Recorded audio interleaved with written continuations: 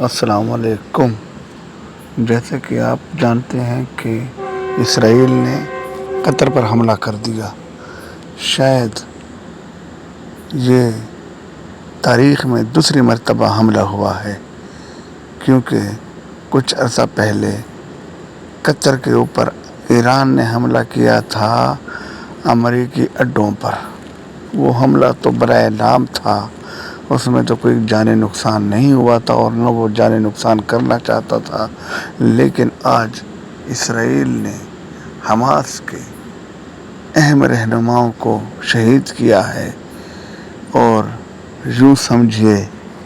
کہ اسرائیل اپنی پالیسی کے اوپر بالکل ایک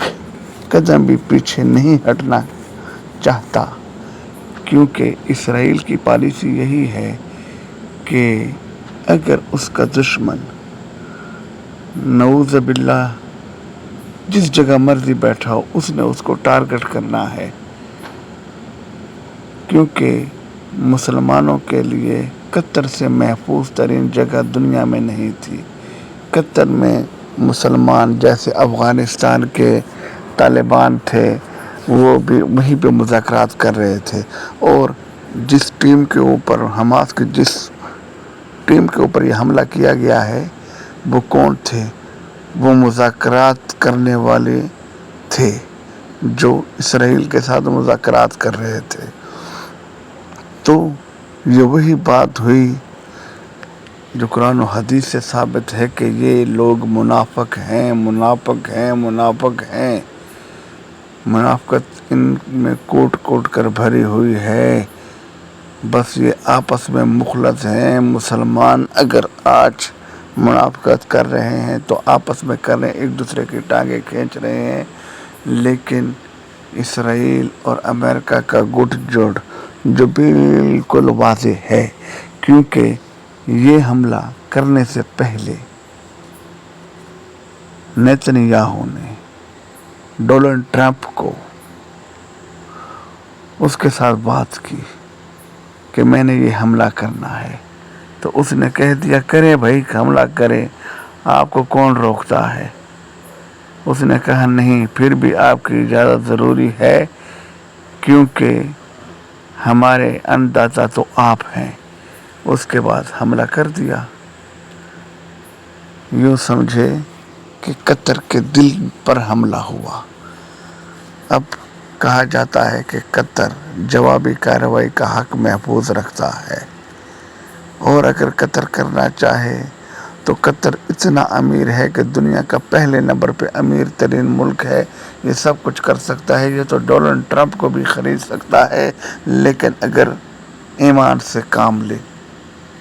یہ نہیں کہ بس دولت کا پجاری بنا رہے۔ کیونکہ ڈونلڈ ٹرمپ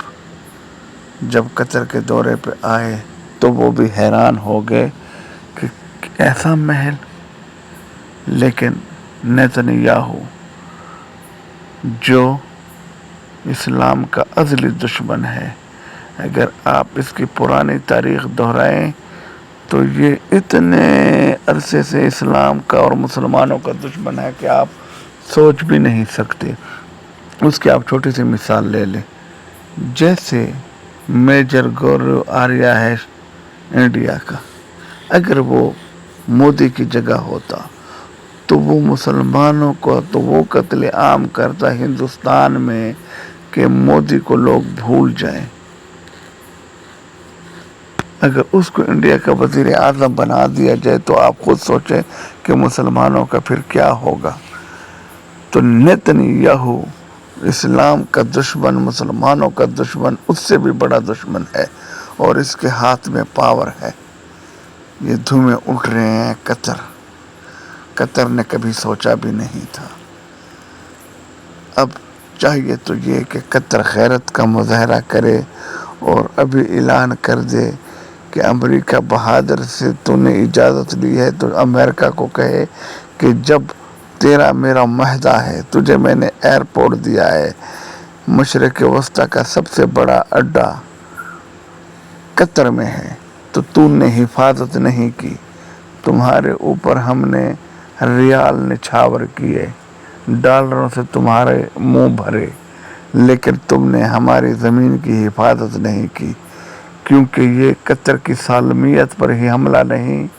قطر کی عزت پہ حملہ ہے۔ کیونکہ قطر دنیا کی وہ واحد جگہ تھی جہاں پہ دو دشمن بھی آپس میں مذاکرات کر لیتے تھے، جیسے امریکہ اور طالبان نے کئی سال مذاکرات کیے، آخر وہ مذاکرات کامیاب ہوئے اور 20-21 سالہ جنگ کا خاتمہ ہوا۔ تو اس خطے میں قطر ہی واحد ملک رہ گیا تھا جو ہر کسی کی ثالثی کرواتا تھا اور ہر کوئی یہاں پر اپنے آپ کو محفوظ سمجھتا تھا، لیکن آج وہ بھی اب محفوظ نہ رہا۔ اب یہاں پہ بھی کوئی مذاکرات کرنے سے پہلے سوچیں گے۔ اس کی مثال یہاں سے آپ دیکھ لیں کہ حماس کے وزیر اعظم،